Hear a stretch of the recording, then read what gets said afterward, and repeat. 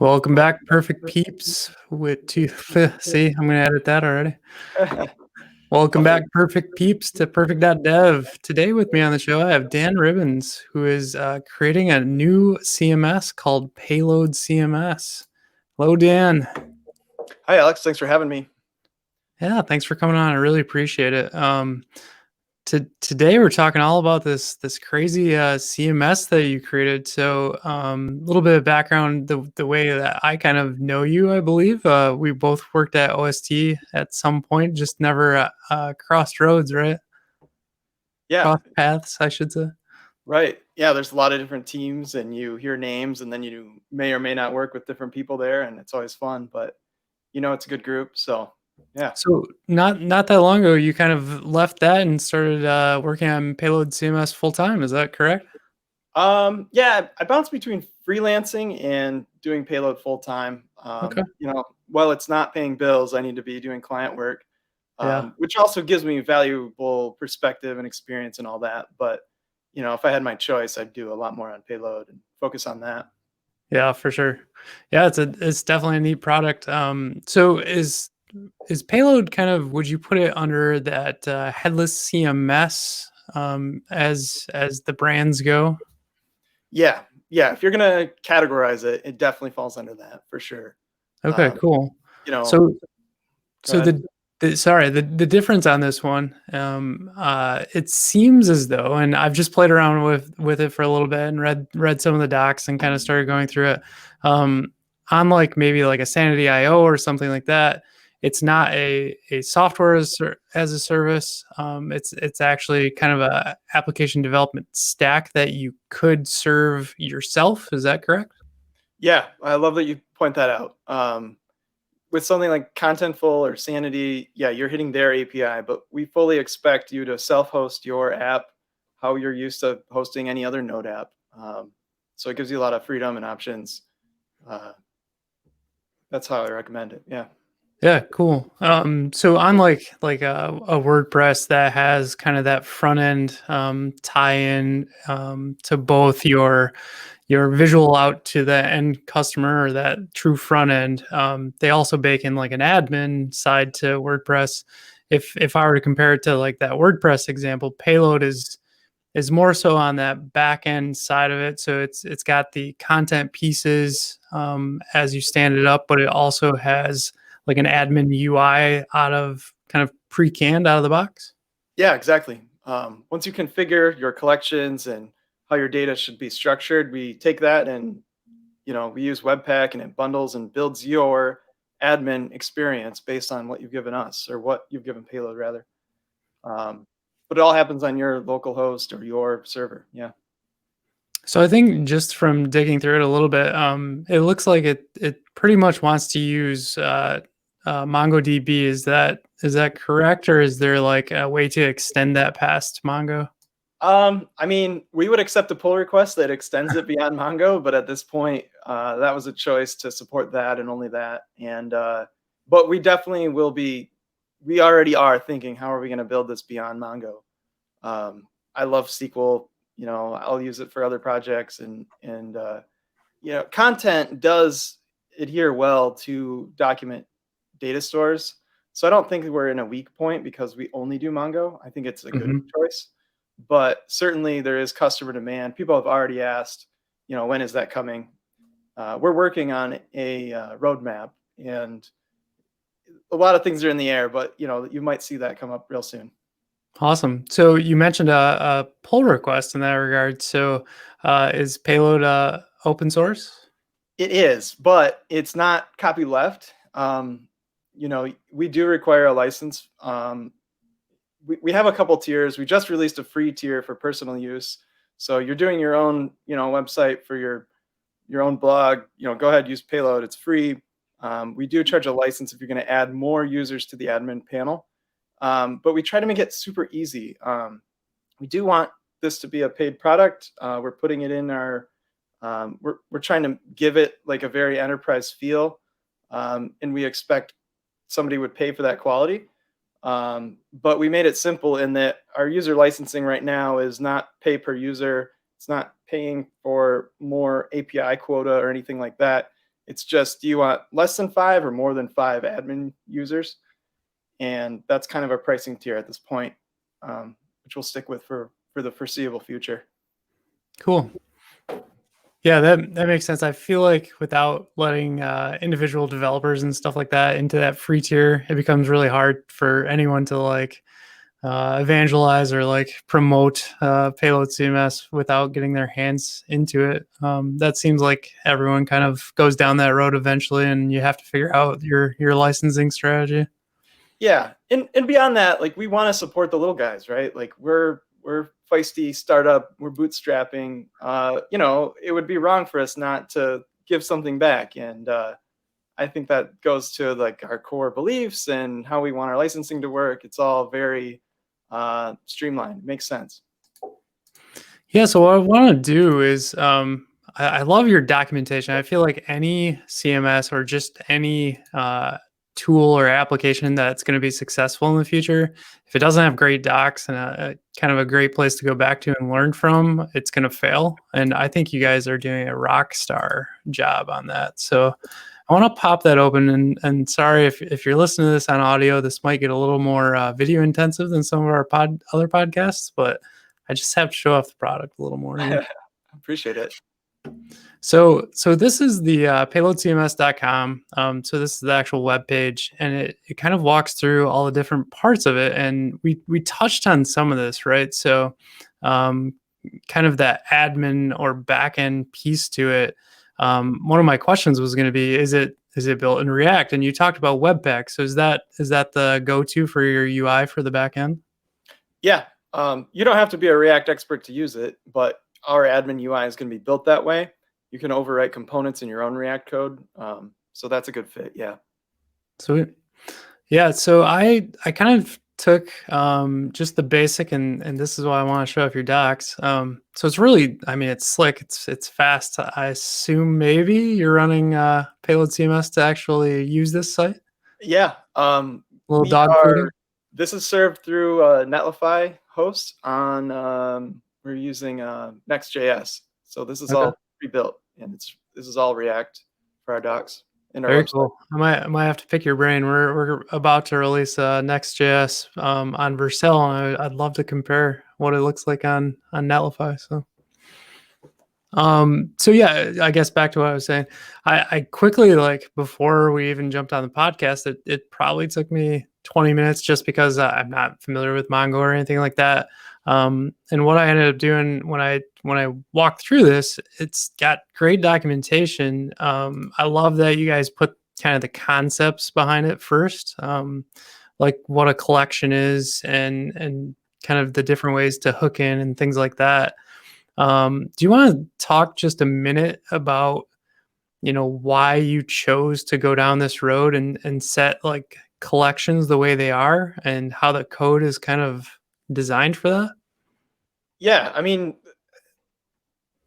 the underlying data structure being MongoDB, it makes sense that we call them collections. But the concept is really just that it's kind of an amorphous thing that you can set up whatever fields you need, do a lot of nesting of your content. If you wanted to, one powerful way to use this is you have a block that's specific for maybe a CTA. And so your authoring experience says, I want to add a new block that is a CTA. And that React component on your front end is going to be, a one-to-one match with the content going into your database. So those collections are just set up so that you can plow anything you need into them. And we also handle things like localization. We're trying to do a lot of things with those collections. Our access control, it all works through that. Yeah, very cool. So I'm going to jump over to the installation just real quick. And basically, the only command I had to run was npx create payload app, and it walked me through that config, and I got an application out the other side, which was pretty sweet. The only reason I bring that up is I wanted to show off the code real quick when we're talking about categories, or collections rather. And when we're looking at these collections, let me make that a little bigger so people can see this a little easier. Oops, wrong screen. So when I'm looking at this collection over here, it seems as though you kind of have pre-baked categories, posts, tags, and users, but in reality, you could probably extend this to any collection type you want, correct? Yeah, we've got some production instances of this being used for event management kind of software. We've got definitely e-commerce going on with this. Um, One of our partners, his agency built a game off of this. Oh, really? Yeah, so it, like I said, you pick what you want. These collections that people are reading off the screen are based on the blog. I imagine you picked the pre-built blog option from Yeah. the Create Payload app. That Yep. just sets you up with, a pretty bare bones option for what your collections could look like to be a blog. But extend it as much as you can and as much as you want for sure. Yeah, I really love like this concept and this aspect to it. I know that you're kind of building, and this might be a good time to bring up the back end as well. So after I got it all built, not all built, but just stood it up, and I actually went to MongoDB and just stood up a Mongo database because I usually don't run Mongo on my local Mac. So grab the connection string and plop that in. And so payload, you can just configure. That is the wrong configuration. Let's see here. Mm, Uh, Looking for server TS maybe to see where I the was connection string gets put in. so it was, yeah, Oh, part of this kind of that Mongo database URI and where it calls out to and sets that up. But yeah, you were kind of mentioning. I did get a little messed up because I was running another Node.js app and it wanted to spin this up on 3000. And so I was like, oh, I'll just flip this over to 3100, which was really easy right here. What I didn't realize until great documentation. So once again, thank you for that. I didn't realize because of that, the server actually was on a separate port. So once I figured that out and jumped in there, I was like, okay, cool. So once all of that kind of came together, I immediately was able to log in with just a pre-built user, and that user shows up in the user's collection like magic, which is yep. awesome. And so now I have basically this entire instance, and any of those collection items are just kind of here, and you can create new ones. So here's a new post, and things like that. So it seems like when I compare this to like a Sanity IO, they actually take this a step further in a way and allow their, I don't know if that's admin app, I can't remember. I think they call it console or something like that, where you can start to use React and actually extend this admin portal out. Do you see that happening in the future, or is this kind of working for you guys to just keep creating those content types? Well, we have our own field types for sure, and any of Mhm. those that we have, you can overwrite the component that the admin UI uses to render it when you go into your admin panel, actually. So you can replace pretty much everything with your own custom React app, your own React components. I Okay. haven't yet tried doing maybe like an Angular single, uh, I forget what Angular calls that, but I know you can like kind of bundle individual component with that. I haven't tried that. I'd love it if maybe we do that someday, but it might work out of the box. I just haven't had a chance. Yeah. That'd be kind of cool to check out like Angular Elements or something like that. So you That's the have like, name, Elements. yeah, just have like its own like little web component coming out of there. That'd be cool. Yeah, but Um, React is a good choice, so I don't think too many people will bat an eye at that if they want to write their own. Absolutely. So is this actually spinning up? Is it a Node.js application, or is this just like what is this that Webpack is actually running from? Because in my small mind, when I take a look at this, all I see is kind of some configuration, and then you get this like magic out the other side. Where does the Yeah, Webpack pieces come into play? yeah, the Webpack is going to bundle and handle watching your files so that you get that nice developer experience. But then we are also running on the Node side. We've got Express, which is serving static assets that you upload. We support file uploads, and then it handles hosting returning that /admin route or whatever you want to make it to get the admin UI. And then it also wires up your GraphQL endpoint, and we fully generate RESTful endpoints as well. Cool. Is there a way that I could hit this backend and like see a GraphQL endpoint or anything like that?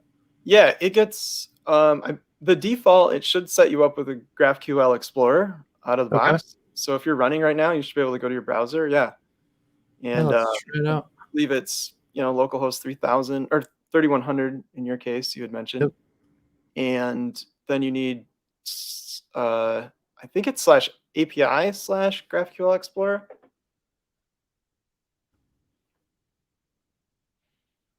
It might. I think I have that wrong. Is there maybe just a /API? I bet you it's in the docs. Yeah, I know it's in the docs. All right, let's take a look. Let's see here.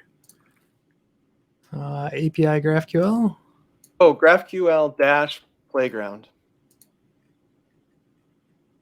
Sorry, is it API first? Yeah, /API stays.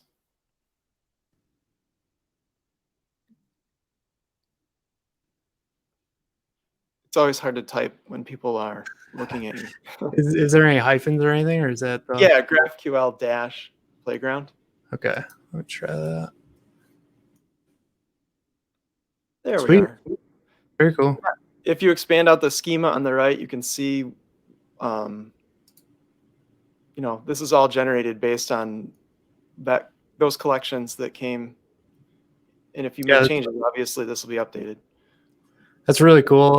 That's part of the piece that I love about GraphQL. Same reason I love TypeScript, which was nice to be able to say, hey, I want to use the TypeScript version. I think I noticed you guys are using like TS Node just out of the box, so you can run those files without having to like compile or anything, which is amazing. Yeah, it's really nice. And then for all the people using JavaScript, I think you still get type ahead and all that because of our TypeScript types. Yeah. So with all of those different pieces, when I start to like compare this to other platforms that are out there, I start to think about like Contentful and Sanity, and oh gosh, I could go down the list, right? Yeah. Is your idea to always kind of keep it this way, or do you foresee in the future expanding this to more of a software as a service type of solution that you guys are kind of allowing other people to come in and you spin up their own instances for them? We're looking to just make people's app development experience better. I mean, that's what we all come from. Okay. We're three founders and we're all devs, and we see the churn that you have to do. A lot of times you're starting up a new app and you're writing all these API endpoints and all that, and it is just cumbersome. So that's our motivation. As far as our roadmap goes, we just want to make the product really good, and I think it'll monetize itself. I think our licensing strategies, it's basic, and I think it will do well without being too complex. But our roadmap, as far as like building in a hosting service, I think that could come, but it's not our focus right now. We just want to make the product better. Cool. Yeah. And so if I were to take this from here and say like, yeah, I want so for CodingCat, we're actually like building a similar thing out, but I'm using Firebase instead of a CMS. But this would be a great solution in my mind to like stand up. So where would I take it from here? Do I continue my local development and then I say, okay, I'm ready to like put this thing into production? Can I just host it anywhere like Node.js can be hosted since it's using Express? Yeah. As long as you've got that MongoDB on the back end and you've got your Express service running, that's what it requires. We're using DigitalOcean. Like Payload, our website runs on our whole API. When you do checkout, it's using Payload on the back end. And we're hosting that on DigitalOcean for our back end. And I mentioned Netlify for static serving assets on the front end. Yeah, that's pretty slick. So you just have a tiny little droplet probably driving this thing, right? Yeah. At this point, yeah, there's not much to it, which is beautiful. We might have to try this out as a Firebase GDE. I always want to see what I can put on Firebase. I'd love to get together and spin out kind of a Payload CMS Firebase version of this. See if we could host it. Yeah, I'd be interested in that as well. Very cool. We'll have to do a little tutorial on that one. Yeah. So I always ask this when I have different CMS folks on the podcast. Do you find that this is more for developers at this point, or do you find that like marketers utilize Payload first? So like if your dev's like, yeah, I'll just stand it up, you guys get in and fill everything out and let me know how it goes, and then we'll start developing the front end from there. Hopefully that makes sense. Like, is it kind of content driven or more development driven in your mind? As a developer, I'm going to say developer first.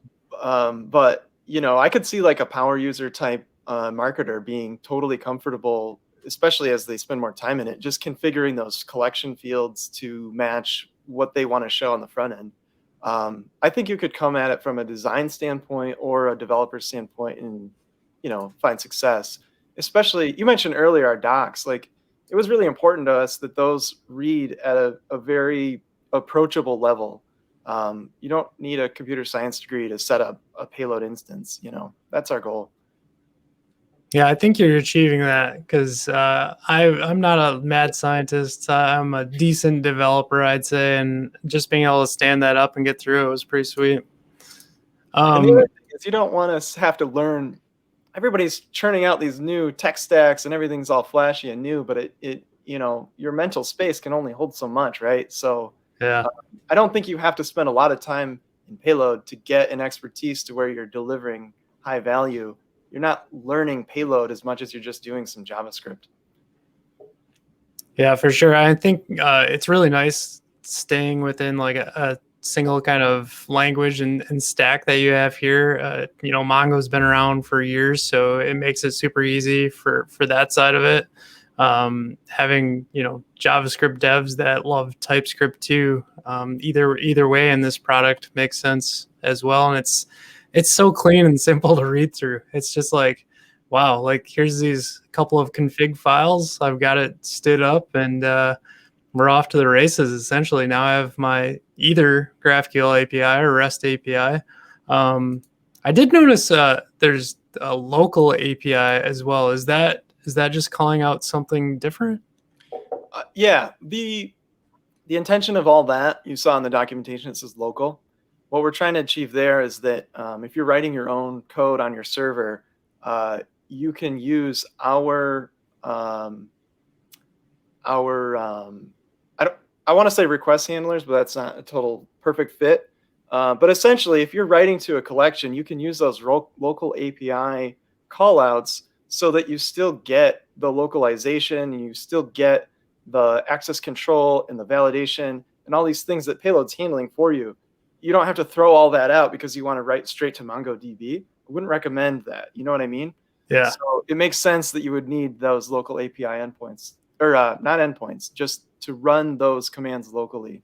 So for the Next.js folks out there, that's probably a pretty good usage example when you're like server-side rendering in Next.js. Exactly. That's why it's there. I mean, among other reasons, that's a reason we had to build it, because we wanted to use it a certain way. We needed that thing. Yeah, that's really neat. I like that you've thought through that. It sounds like you guys probably are doing a lot for your freelance side of things, using both Payload and probably Next.js, spinning up apps for people. Yeah, that's not a mistake. Yeah. Very cool. Yeah, it's awesome that you had the wherewithal to like go to that next level and create the CMS that you can basically rinse and repeat over and over for clients. That's awesome. Yeah. Very cool. So where do you see Payload kind of fitting? We're big proponents, CodingCat. We always talk about Jamstack. Where do you kind of see that fitting in the Jamstack kind of life cycle? Maybe a person says, I need a CMS. They go looking. Is it right up there with any of those other ones that I mentioned, like contentful's here, payload's right next to it type of thing? Yeah, in my mind, it's at least at that level, and we're shooting for the moon on features and letting new users use it and approach it more simply. We do some things that I don't think you can get because we are self-hosting. That that in itself gives us more opportunity to do things that you can't do with Contentful or with you mentioned another one, Sanity IO. Sanity, yeah. You can handle your own authentication the way you'd like to because you're just writing a Node app. And that would be something very tricky to do. I don't know if you could with one of those hosted systems. Yeah, that was one of the things that I saw as a huge benefit. Actually, there's two things I see with Payload that's super nice. One being the authentication side of it. Being able to customize that however you need to without paying like a crazy enterprise a license fee or whatever that might be. Which maybe there is some licensing you guys have that I'm not aware of.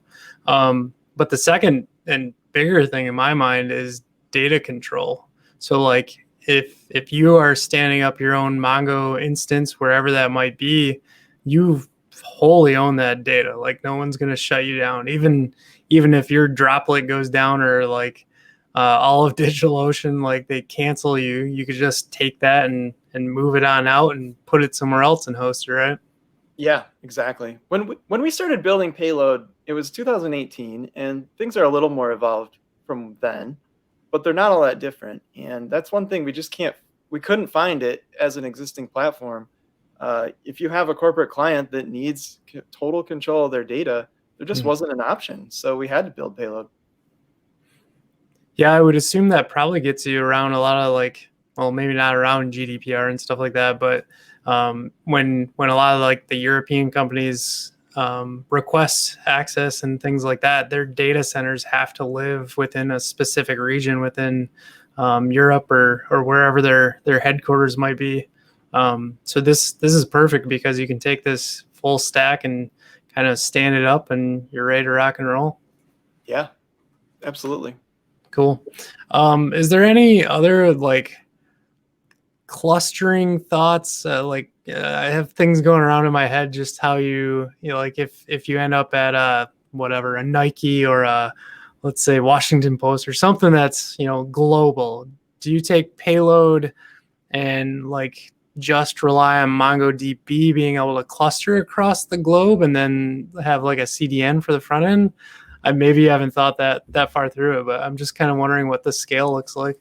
Yeah, I mean, these are things we've thought about in development. We're more or less all senior developers in our own jobs and things. And so we've thought about these things because we don't want to paint anybody into a corner, Yeah. including ourselves. And so, yeah, if you were going to scale this out, I would say uh, the MongoDB Atlas, which you showed a minute ago, that would be a great option to scale just your persistence layer.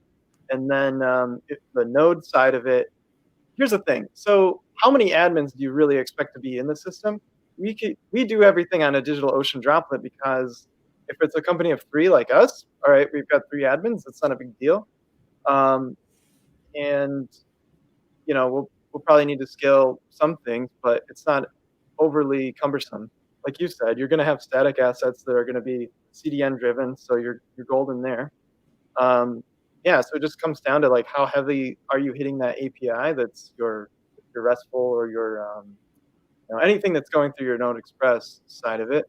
You can scale that out and at the same time scale your database architecture. And you shouldn't be hurting on a scaling side for sure. Yeah, that makes sense. The other piece, and I'm just looking in the docs right now to try to find it. I'm struggling, but storage capability. So often we talk about like Cloudinary because I'm an MDA with Cloudinary. Is there kind of that concept within Payload where you can do storage as well? Well, yeah, I mean, our file uploads, those by default are going to go straight to the same Node Express server. It's going to save to the disk. There's definitely a plan for making that more approachable with like S3 or another file storage system. That's on our roadmap. Okay. If you needed that today, you could definitely write that, and all you would have to do is handle your upload hooks to go throw that media somewhere else, right? So you would actually just write inside of those hooks, and that's where the capability where you can expand payload a little further with your own custom code. You could dump it over to S3 or Google storage or whatever you want to then. Yeah, exactly. Oh, that's pretty cool. We do some stuff for you for like image uploads. We have like a pretty simple but pretty powerful image resizer. So you'll get Okay. your media scaled to the dimensions that you specify in your configuration. It's helpful. And then if you wanted to spit those over to another file store, a hook would be an excellent use case for that. Yeah, very cool. From the only other piece I'm kind of like wondering about is the ACL and workflow side to this. Is I'm sure like access control you guys have covered just from looking at the different user capabilities. Is there a function in there as well for workflow or for like a gating system? So like I bring on a new author, they write the content, but I want my editor to pre-approve it. Is that something that's built in? Yeah, I mean, you would maybe do a little bit of tweaking to achieve that the way you would see fit. A common way might be roles, so you could throw some roles that you just tag your different users with different roles, and then we have those. We have that ACL built on the collection level as well as the field level. Oh, okay. So you could say maybe you're doing e-commerce and you don't want everybody to edit invoices, but you need to read those. That's fine. You've got different roles for that. But you'd be writing a little bit of JavaScript to achieve that, at least today. Yeah. So if I wanted to prevent like a person from publishing, let's say moving from a post from a draft state to a published state, I could do that by role. Absolutely. Yeah, that's a great example. Awesome.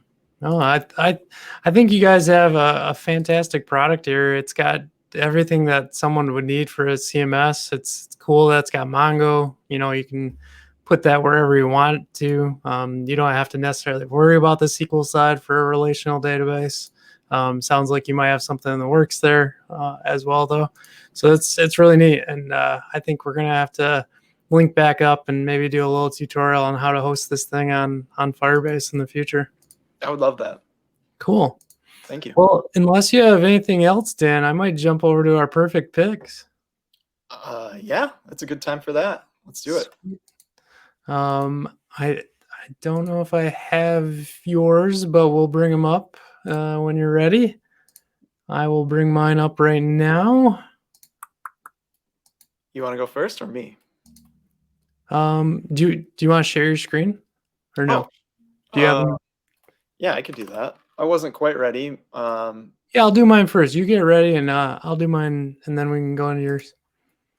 Sounds so good. I have 2 picks this week, Purrfect Picks. My first one is this Theragun. I think it's called Theragun. Let me see here. Theragun. Yeah, there it is. Theragun devices. So the reason this is my perfect pick, I finally started training again. I'm doing a half marathon in a month, and I'm finding as my old body can't take it as well anymore, that I kind of need something more to deal with it. So my birthday's coming up, and I've requested one of these Theraguns, so I'm hoping that alleviates some pain. They're pretty cool. They're, instead of just like a massage device, it's a percussion device. So it has this total like way of getting into your achy muscles a little further. My second pick, kind of in that same vein, I did pick the Kentucky Derby Festival Marathon. They call it a mini marathon, which is what I'm doing, which is essentially a half marathon. So that's my other pick. Again, if you haven't seen my note on Twitter, I am going to bring some CodingCatDev t-shirts down. So if you want one, just reach out, and happy to deliver one to you. Cool. All right, Dan, do you want to share your screen? Yeah, I'm ready for that. All right, do it up. It's a little funky in StreamYard. There's a little plus share button. There we go. Yeah, I found it. So the first thing I wanted to mention is I've got a 4-year-old, and it's hard to find shows that you both like and connect with when you're talking about media that's for children, right? So I just want to mention Hilda because I think it's like really wholesome and it was very imaginative, and I enjoyed watching it, and I would totally watch it again. And that's hard to find, right? So I Yeah. want to mention that. And then Would you say, like, age-wise, I have a soon-to-be 12-year-old, he'd be interested as well? I think so. I don't know. I don't have a 12-year-old, but I thought it was great. I really Hey, had fun. if you like it, he's gonna like it, I think. Yeah, I think That's it's a safe bet. You should give it a shot. I don't know. Tell me what you think. for sure. Yeah, and then the other thing I was gonna mention is, I really like Indie Hackers podcast. It's nothing new probably to some of the viewers of this show, but, I think they're doing a great job. I do draw a lot of wisdom from some of the other hackers on here, and, seeing what people come up with as far as, new business ideas and things. So, I like the podcast, and I like the network that they've built over there. Yeah, I haven't listened to the pod in a while, but I used to listen to it religiously, so it's pretty incredible. You can get a lot of good tidbits out of it. Yeah. Any last thoughts, Dan, before I let you go about, maybe Payload CMS, maybe anything else you got going on? Well, I mentioned this. My wife and I are expecting this month, so Oh, congrats, right around man. got our second baby coming. That's awesome. Yeah, thanks. So that's why it's a little tricky to make a roadmap and stick to it, right? Yeah, I completely understand. Even just building out CodingCat, it's kind of one of those things where you set some good timelines for yourself, and if you hit them, great. But you also have to honor your family first. So, Mhm. So thanks to all the wives out there. well, thanks, Dan. I really appreciate you coming on the pod. I hope to have you on again. Maybe we'll see this thing running on a Firebase instance next time. Let's do it. Thank you so much, Alex. Really appreciate it. Yeah, you're welcome. Take care, Dan. Bye.